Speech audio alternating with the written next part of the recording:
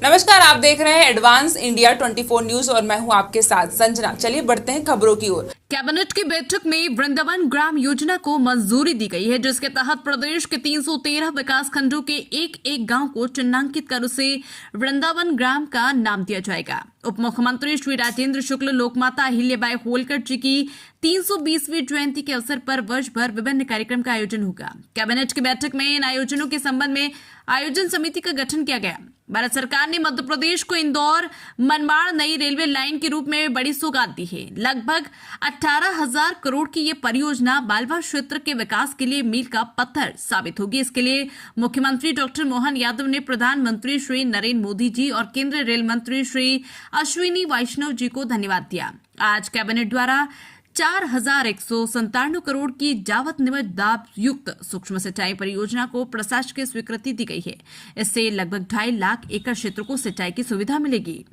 उसमें इंडस्ट्री और इरिगेशन के क्षेत्र में बड़ी योजनाओं की स्वीकृति हुई है। उसकी डिटेल मैं आपको बताऊंगा। उसके पहले भारत सरकार ने एक बड़ी सौगात दी है मध्य प्रदेश को और हमारे मालवा निमाड़ के इलाके को। इंदौर उज्जैन से धार खरगोन इस पूरी पट्टी को ले जाके और मनमाड़ जो रेलवे स्टेशन है जो मुंबई से कनेक्ट करता है और इधर ग्वालियर से कनेक्ट करता है, उस रेलवे लाइन के लिए 18,000 करोड़ रुपए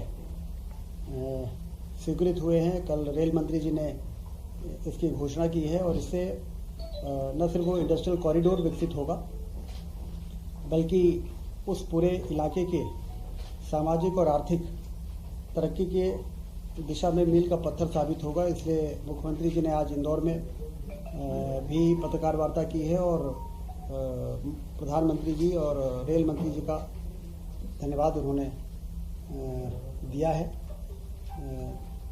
यह योजना 2028-29 तक पूरी होगी और उस क्षेत्र के विकास में महत्वपूर्ण भूमिका निर्मित होगी। इसके साथ ही लोकमाता अहिल्याबाई होलकर जी की 300वीं जयंती समारोह समिति का गठन किया गया है, जो विभिन्न कार्यक्रमों के आयोजन वर्ष भर होंगे। हम सब जानते हैं कि अहिल्याबाई ये बहुत ही धार्मिक और एक ऐसी रूलर रही हैं जिनके प्रति लोगों की आस्था, उनके विकासशील सोच और धार्मिक आस्था खासतौर से जो उनके अंदर थी, उसके कारण लोगों के मन में एक विशेष सम्मान लोगों के मन में है। इसलिए ये जयंती समारोह समिति का गठन हुआ है। वृंदावन ग्राम योजना हर विकासखंड में, हमारे मध्य प्रदेश में 313 विकासखंड हैं, हर विकासखंड के एक गांव को चयन किया जाएगा और वृंदावन ग्राम का नाम दिया जाएगा।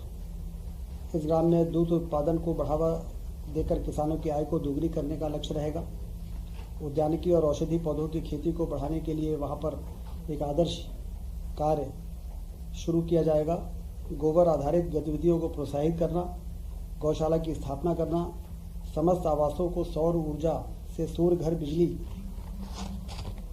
में इसको बदलना, सामुदायिक सार्वजनिक शौचालय की व्यवस्था, खेल मैदान, लघु वनोपजों के संग्रहण और संवर्धन केंद्र की स्थापना करना, श्री अन्न के उत्पादन को बढ़ावा देने आदि कार्य किए जाएंगे।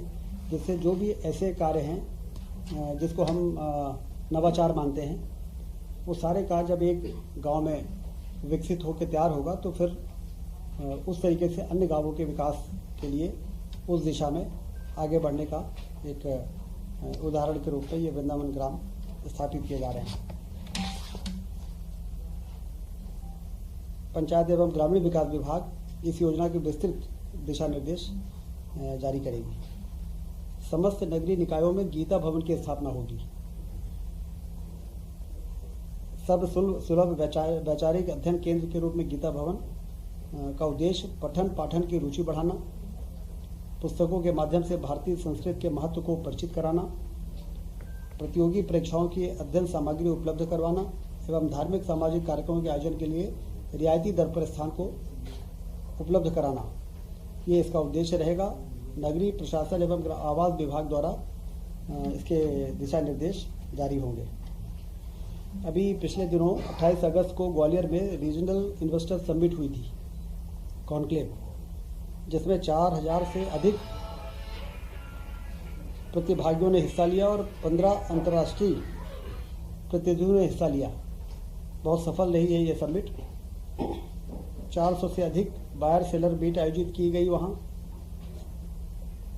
समिट में 8000 करोड़ से अधिक के निवेश के प्रस्ताव प्राप्त हुए हैं, जिसमें लगभग 35,000 रोजगार के अवसर सृजित होंगे। सागर एवं रीवा में भी रीजनल इन्वेस्टर समिट शीघ्र ही आयोजित की जाएगी आने वाले महीनों में।